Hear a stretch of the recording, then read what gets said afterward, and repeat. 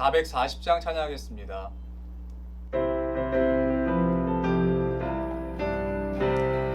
어디든지 예수 나를 이끌면 어디든지 예수 함께 가려네. 예수 함께 아니 가면 낙없고 예수님과 동행하면 겁없네. 어디를 가든지 겁내 것없네. 어디든지 예수 함께 가려네. 세상 친구 모두 나를 떠나도 주와 동행하면 외로움 없겠네. 가는 길이 위태하고 험해도 어디든지 예수 함께 가려네. 어디를 가든지 겁낼 것 없네. 어디든지 예수 함께 가려네. 어두운 그늘 나를 애워쌀 때에 주가 함께 계신 믿고 자려네. 죽은 후에 천국에서 깨어나 예수 함께 길이 살리라. 어디를 가든지 겁낼 것 없네. 어디든지 예수 함께 가려네. 기도하겠습니다. 거룩하시고 존귀하신 하나님, 오늘도 새 하루를 우리에게 허락해 주심에 감사드립니다. 지금 살아서 역사하시는 하나님의 그 따스한 손길을 오늘 우리의 하루의 삶을 통하여 더욱더 깊이 누리기를 간절히 소망합니다. 하나님, 세상이 어지럽고 또 흉흉한 소식도 많이 들려옵니다. 우리의 간담을 서늘하게 하고 우리를 힘들게 하는 안타까운 소식도 많이 들려옵니다. 이때에 우리가 하나님 안에 뿌리를 내림으로 말미암아 더 견고하게 서게 하시며 흔들리지 않는 믿음으로 예수 그리스도께 뿌리 내린 삶을 우리가 살아낼 수 있도록 도와주시옵소서. 오직 주의 말씀을 경청하며 주의 보좌 앞에 살아감으로 세상이 맛볼 수 없는, 또한 세상이 줄 수 없는 그 평안함과 안식을 우리의 삶을 통하여 매일매일 누리며 나아갈 수 있도록 우리의 삶을 인도하여 주시옵소서. 하나님, 오늘도 주의 말씀 앞으로 나아갑니다. 하나님의 말씀을 통하여 주의 마음을 배우게 하시고 하나님의 성품을 배우게 하시고 우리의 삶에 예수 그리스도 열매가 가득가득 맺혀질 수 있도록 주님 닮은 삶 살아갈 수 있도록 우리를 인도하여 주시옵소서. 그렇게 행하실 것을 믿고 감사드리며 사랑하는 우리 구주 예수 그리스도의 이름으로 기도드립니다. 아멘. 하나님께서 오늘 우리에게 주신 말씀은 사무엘상 17장 말씀입니다. 블레셋 사람들이 그들의 군대를 모으고 싸우고자 하여 유다에 속한 소고에 모여 소고와 아세가 사이에 에베스담밈에 진침해 사울과 이스라엘 사람들이 모여서 엘라 골짜기에 진치고 블레셋 사람들을 대하여 전열을 벌였으니 블레셋 사람들은 이쪽 산에 섰고 이스라엘은 저쪽 산에 섰고 그 사이에는 골짜기가 있었더라.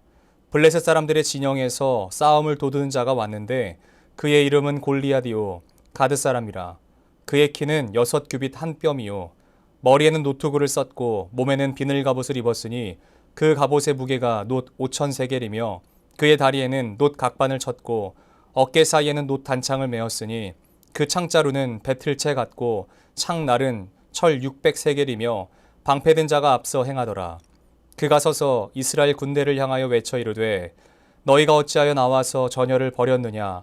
나는 블레셋 사람이 아니며 너희는 사울의 신복이 아니냐. 너희는 한 사람을 택하여 내게로 내려보내라. 그가 나와 싸워서 나를 죽이면 우리가 너희의 종이 되겠고 만일 내가 이겨 그를 죽이면 너희가 우리의 종이 되어 우리를 섬길 것이니라. 그 블레셋 사람이 또 이르되 내가 오늘 이스라엘의 군대를 모욕하였으니 사람을 보내어 나와 더불어 싸우게 하라 한지라. 사울과 온 이스라엘이 블레셋 사람의 이 말을 듣고 놀라 크게 두려워하니라. 다윗은 유다 베들레헴 에브라 사람 이세라는 사람의 아들이었는데 이세는 사울 당시 사람 중에 나이가 많아 늙은 사람으로서 8 아들이 있는 중 그 장성한 세 아들은 사울을 따라 싸움에 나갔으니 싸움에 나간 세 아들의 이름은 장자 엘리압이요 그 다음은 아비나답이요 셋째는 삼마며 다윗은 막내라. 장성한 세 사람은 사울을 따랐고 다윗은 사울에게로 왕래하며 베들레헴에서 그의 아버지의 양을 칠 때에 그 블레셋 사람이 40일을 조석으로 나와서 몸을 나타내었더라.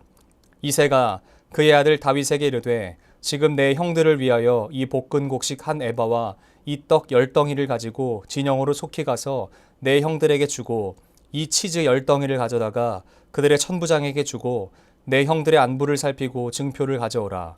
그때에 사울과 그들과 이스라엘 모든 사람들은 엘라 골짜기에서 블레셋 사람들과 싸우는 중이더라.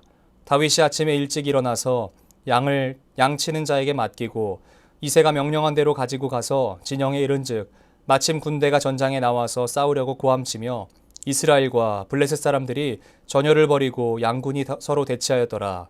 다윗이 자기의 짐을 짐 지키는 자의 손에 맡기고 군대로 달려가서 형들에게 문안하고 그들과 함께 말할 때에 마침 블레셋 사람의 싸움을 도두는 가드 사람 골리앗이라 하는 자가 그 전열에서 나와서 전과 같은 말을 하매 다윗이 들으니라. 이스라엘 모든 사람이 그 사람을 보고 심히 두려워하여 그 앞에서 도망하며 이스라엘 사람들이 이르되 너희가 이 올라온 사람을 보았느냐? 참으로 이스라엘을 모욕하러 왔도다. 그를 죽이는 사람은 왕이 많은 재물로 부하게 하고 그의 딸을 그에게 주고 그 아버지의 집을 이스라엘 중에서 세금을 면제하게 하시리라. 다윗이 곁에 서 있는 사람들에게 말하 이르되 이 블레셋 사람을 죽여 이스라엘의 치욕을 제거하는 사람에게는 어떠한 대우를 하겠느냐? 이 할례 받지 않은 블레셋 사람이 누구이기에 살아계신 하나님의 군대를 모욕하겠느냐? 백성이 전과 같이 하여 이르되 그를 죽이는 사람에게는 이러이러하게 하시리라 하니라. 큰형 엘리압이 다윗이 사람들에게 하는 말을 들은지라. 그가 다윗에게 노를 바라 이르되 내가 어찌하여 이리로 내려왔느냐? 들에 있는 양들을 누구에게 맡겼느냐? 나는 내 교만과 내 마음의 완악함을 아노니 내가 전쟁을 구경하러 왔도다. 다윗이 이르되 내가 무엇을 하였나이까? 어찌 이유가 없으리이까 하고 돌아서서 다른 사람을 향하여 전과 같이 말하며 백성이 전과 같이 대답하니라. 어떤 사람이 다윗이 한 말을 듣고 그것을 사울에게 전하였으므로 사울이 다윗을 부른지라.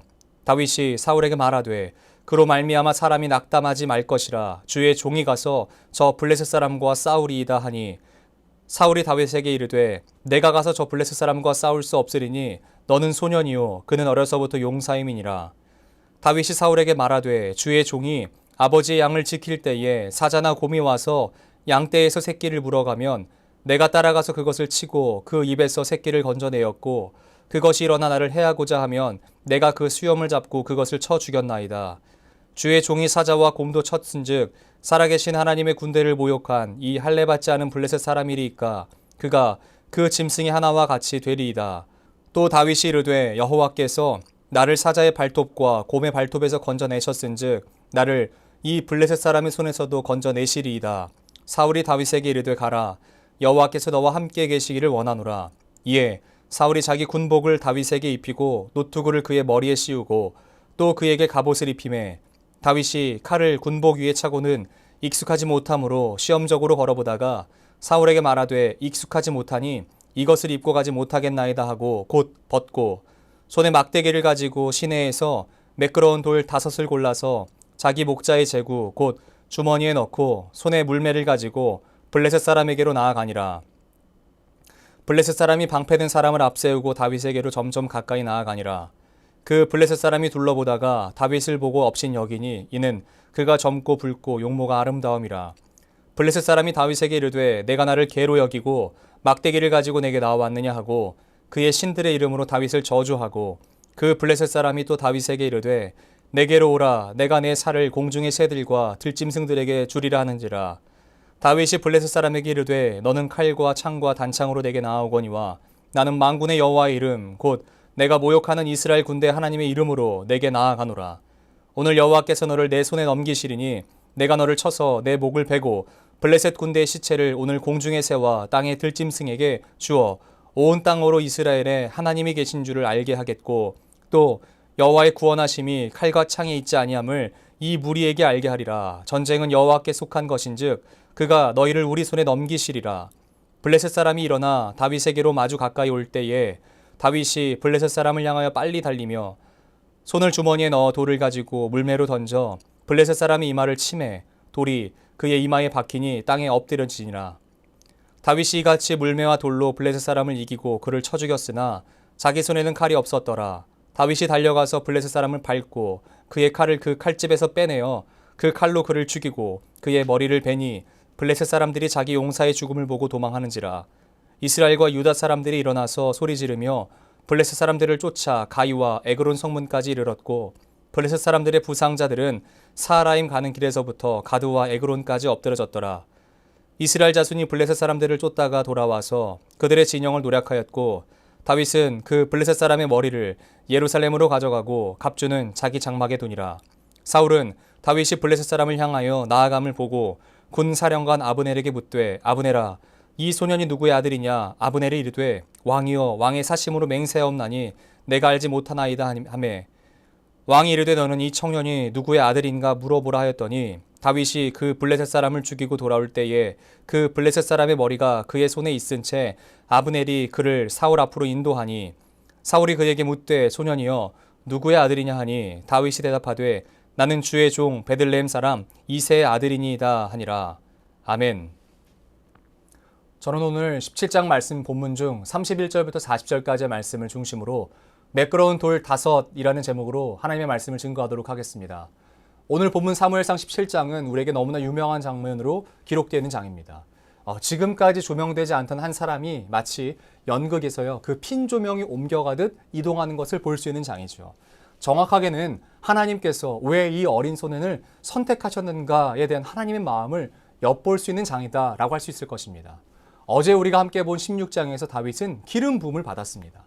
그러나 성경 그 어디를 살펴보아도 다윗이 원해서 받았다라는 말이 한마디도 없습니다. 오히려 그의 아비는요, 그를 말째라 말하며 내세우기도 부끄러워할 정도로 그를 작은 자로 여겼던 것을 볼 수 있습니다. 다윗의 인생을 바꾼 것이 기록된 장이 16장이라면요, 17장은 하나님께서 그를 선택하셨던 이유에 대해서 마치 하나님의 마음을 사람들에게 보여주시는 장 같다라고 볼 수 있습니다. 사무엘상을 통틀어 이스라엘의 가장 주적을 고르라고 한다면 바로 블레셋일 것입니다. 블레셋은 아주 미약하고 작은 족속이었습니다. 5개의 부족이 연맹을 맺은 나라가 바로 블레셋인데, 사실 이들은 가나안 정복 당시에 너무 작은 민족이라 여겨지던 사람들이었습니다. 그러다가 성경에선 그레데 섬이라고 불려져 있는 그곳에요, 유럽에서 거주하던 사람들, 특별히 그리스나 어디 이탈리아 이쪽에 살던 사람들이 이주했어요. 크레타 섬, 그 섬에서 살다가요, 그 섬이 너무 작으니까 사람들이 다른 곳에서 살자라고 하면서 다른 곳에 정착했던 것이 바로 이 가나안 지역이었습니다. 그래서 그곳이 바로 가사와 가드, 아스다롯 이 지역이었고요. 블레셋 사람들의 뿌리는 크레타, 유럽 사람들의 대부분이 있던 것을 우리가 볼 수 있습니다. 그 사람들은 사실 과거에 하나님의 군대 이스라엘에게 쫓겨 병방까지 밀려났던 경험이 있었던 사람들이에요. 그런데 문제는 그들이 이스라엘과 시도 때도 없이 맞붙었다라는 것입니다. 영토상으로는요, 이스라엘이 훨씬 커 보입니다. 그러나 중요한 요지들은 이미 블레셋이 다 점령하고 있어요. 왜 중요하다고 말하냐면 그 블레셋이 거주했던 땅들은 대부분 다 해안가를 거점으로 두고 있는 곳입니다. 해안가를 거점으로 뒀다는 것은 무역로가 열려 있다는 뜻입니다. 무역로는 이스라엘에게 이제 다 막힌 상황인 것이에요. 블레셋은 이미 외부로부터 무역들을 받아왔기 때문에 훨씬 더 앞선 선진 문물을 가지고 있었던 상황입니다. 이스라엘은 그에 반해서 훨씬 뒤처진 문화였죠. 그러나 더 큰 문제가 무엇이냐면 이스라엘이 지금까지 어떻게 전쟁해왔는지 그들이 전쟁해왔던 방식을 잊어버렸다는 데 있습니다. 그들의 그 지연한 전투로 인해서 이스라엘은 사기가 떨어졌고, 반대로 블레셋은 사기가 올라갈 수밖에 없었습니다. 사울의 아들이었던 요나단의 몇 번의 승전보가 없었다면 이스라엘은 단 한 번도 승리하지 못한 나라였을지도 모르겠습니다. 어느 순간부터 블레셋은요, 전세가 역전돼서 이스라엘 사람들로 하여금 두려운 존재로 자리 잡았습니다. 게다가 오늘 본문에 기록된 소고와 아세가 사이에 에베스담밈까지 와서 진을 쳤다라는 것은 이제 곧 그 블레셋 사람들이 기브아 지역까지 넘어온다라는 말이 되는 것입니다. 기브아는 당시 사울과 그의 가족들이 거하는 왕궁 그 장막이 있었던 장소였어요. 그런데 이때 등장하는 인물이 바로 골리앗입니다. 골리앗을 소개하는 글은 너무나 장황하지만 그의 역할은 아주 명확하게 성경은 이렇게 말합니다. 싸움을 도두는 자라고요. 즉 선봉장이라는 말입니다. 당시의 싸움은 나라와 나라의 전투였지만요, 동시에 그 나라를 대표하는 장수와 이 나라를 대표하는 장수들끼리 맞붙어서 그 수많은 사람들의 전쟁의 그 희생을 피하는 방식으로 채택할 때가 많았습니다. 인력이 귀하던 시대였기 때문에 그래요. 굳이 많은 피를 보는 것보다 한 장수와 한 장수의 싸움으로 그 싸움의 승패를 결정하곤 했어요. 그때 섰던 사람이 바로 골리앗입니다. 골리앗이 이스라엘과의 전열을 벌여놓고 그 앞에 섭니다. 그러나 오늘 본문 속에 나와 있는 것처럼 그의 키는 6규빗 한 뼘이나 되었습니다. 규빗은 성경에 총 3가지로 쓸 수 있는데요. 성전 규빗이 있고 일반 생활 규빗이 있습니다. 그러나 그것이 크게 다른 범주는 아니에요. 짧게는 30cm로 보기도 하고요. 길게는 45cm가량으로 보기도 합니다. 어찌됐든 어떤 기준으로 본다고 해도 그의 키는 2m가 넘는 키고요. 따라서 어떤 것에 따라서는 3m에 가까운 키로 볼 수도 있습니다. 그러므로 대략 그 당시 사람들의 키에 비한다면 거의 2배에 가까운 수준으로 볼 수 있어요. 그래서 눈으로 본다면 골리앗에게 주눅드는 것이 당연합니다. 그러나 그가 한 짓거리에 대한 것이라면 이스라엘은요, 골리앗에 대해서 보여지는 외형이 아니라 마음에 이 마음을 품었어야 돼요. 그 마음은 바로 감히라는 마음이에요. 지금 골리앗이 서서 능욕하고 조롱하고 있는 대상이 누구입니까? 바로 이스라엘 군대입니다.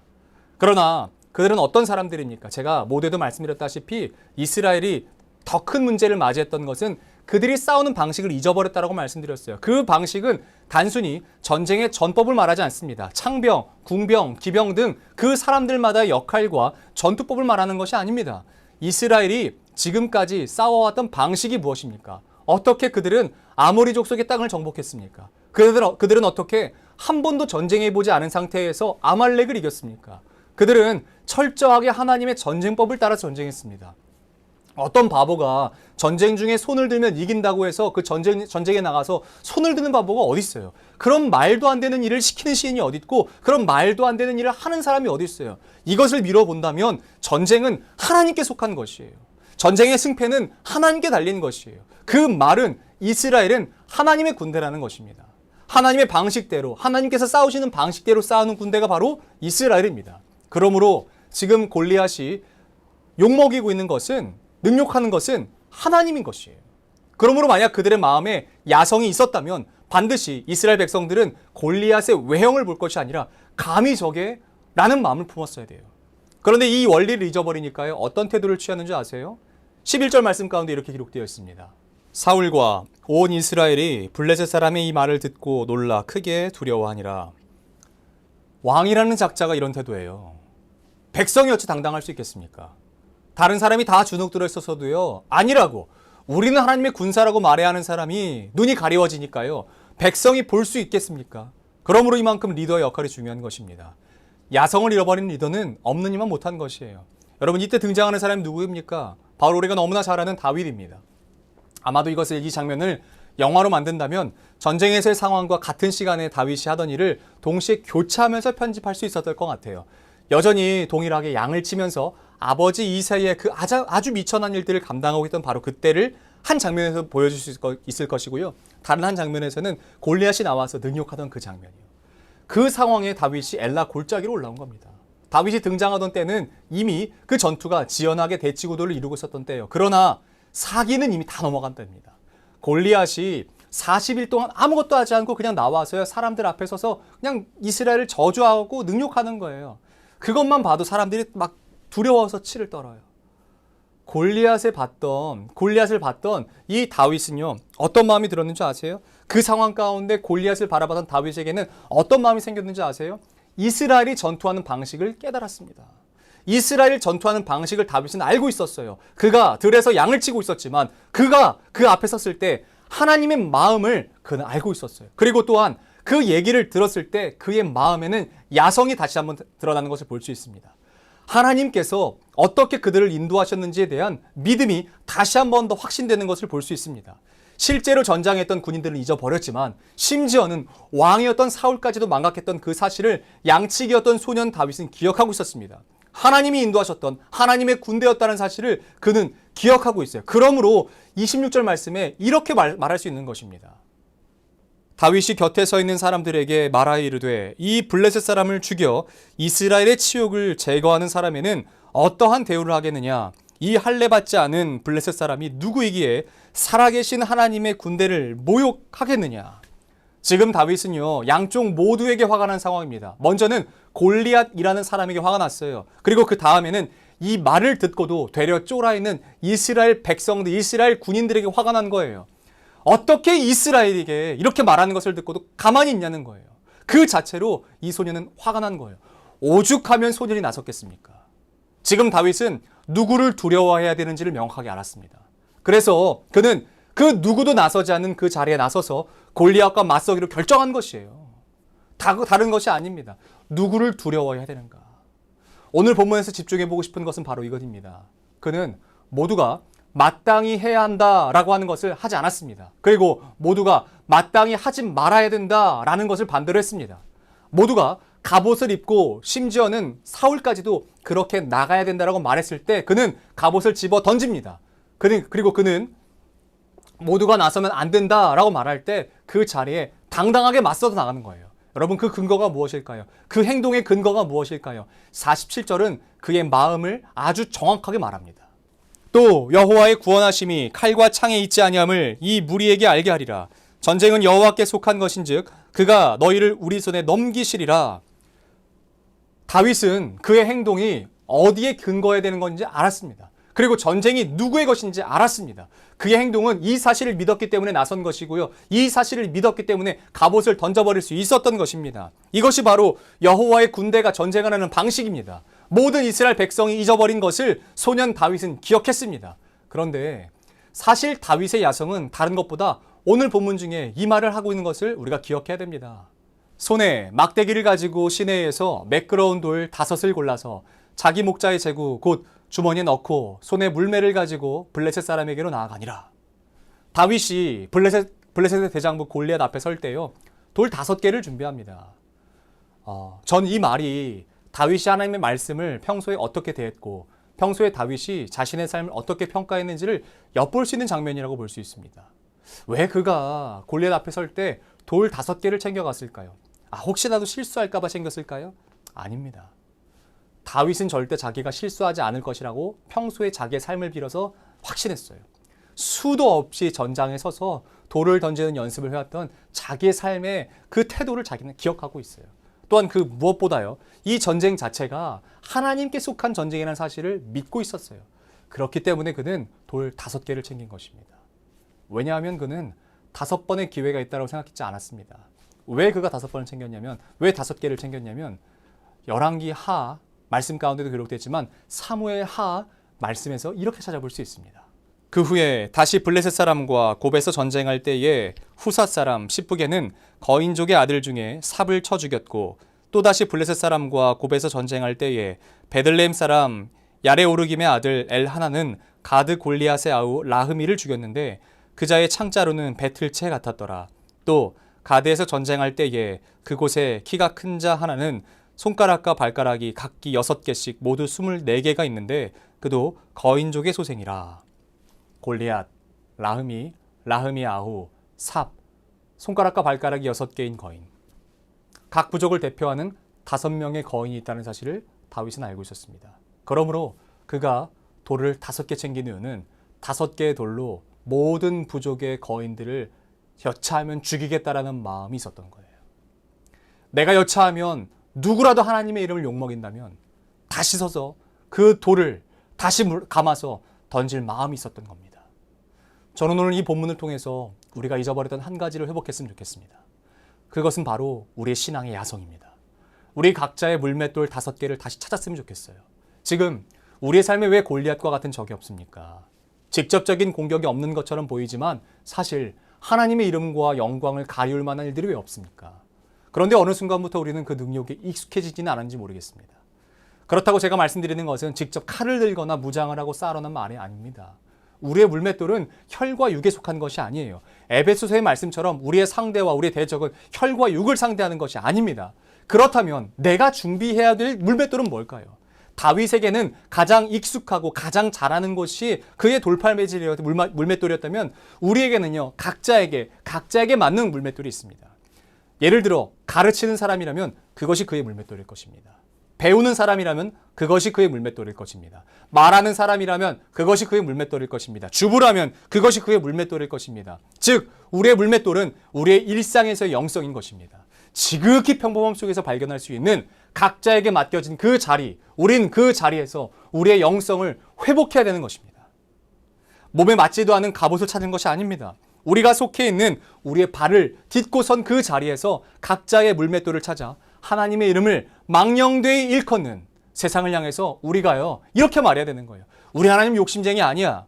우리 하나님 돈만 밝히는 신 아니야. 우리 하나님은 유명해지는 통로로 사용해야 되는 그런 분이 아니야. 라고 세상이 오해하고 있는 하나님의 이름에 변론하는 사람이 되어야 되는 것이에요. 어쩌면 세상은 하나님을 직접적으로 욕하지는 않은지 모르겠어요. 오히려 그리스도인의 삶을 보면서 하나님을 평가하겠죠.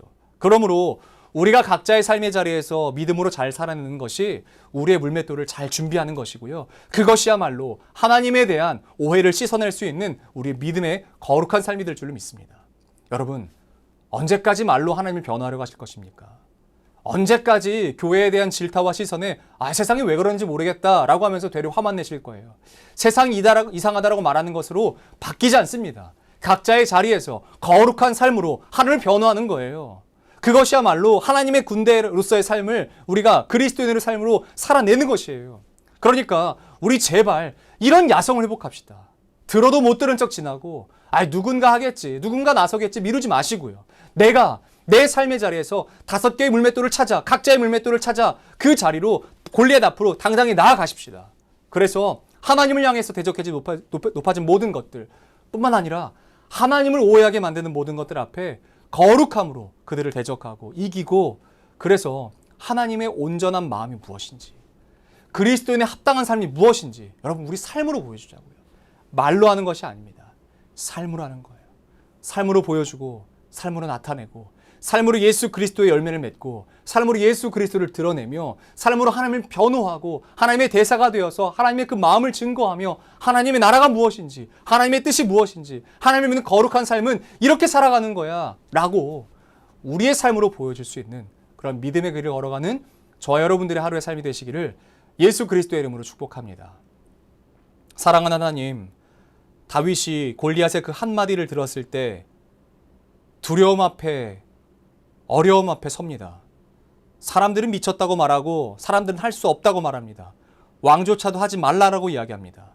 그런데 하나님, 다윗이 그 앞에 섰던 것은 골리앗을 바라본 것이 아니라 하나님의 군대가 어떻게 싸워야 되는지 그 작동 논리를 믿었던 것을 우리가 봅니다. 하나님, 우리가 세상과 싸워야 되는 것이 바라보는 것으로 싸워야겠습니까? 아니면 하나님을 믿는 것으로 싸워야겠습니까? 우리가 어떻게 싸워야 되는지, 우리가 어떻게 나아가야 되는지를 다시 한 번 더 기억하게 하시고, 각자가 갖고 있는 각자에게 부여하신 우리의 물맷돌을 우리가 삶에서 준비하여서 우리 각자의 자리에서 거룩함을 드러내며 하나님의 나라를 보여주며 하나님의 열매를 맺는 주님의 귀한 신부로서의 삶, 하나님의 거룩한 백성으로서의 삶, 하나님의 거룩한 군대로서의 삶을 우리 모두가 살아낼 수 있도록 인도하여 주시옵소서. 우리 주님께서 가르치신 기도로 오늘 예배를 마치도록 하겠습니다. 하늘에 계신 우리 아버지, 아버지의 이름을 거룩하게 하시며 아버지의 나라가 오게 하시며 아버지의 뜻이 하늘에서와 같이 땅에서도 이루어지게 하소서. 오늘 우리에게 일용할 양식을 주시고 우리가 우리에게 잘못한 사람을 용서해 준 것 같이 우리 죄를 용서하여 주시고 우리를 시험에 빠지지 않게 하시고 악에서 구하소서. 나라와 권능과 영광이 영원히 아버지의 것입니다. 아멘.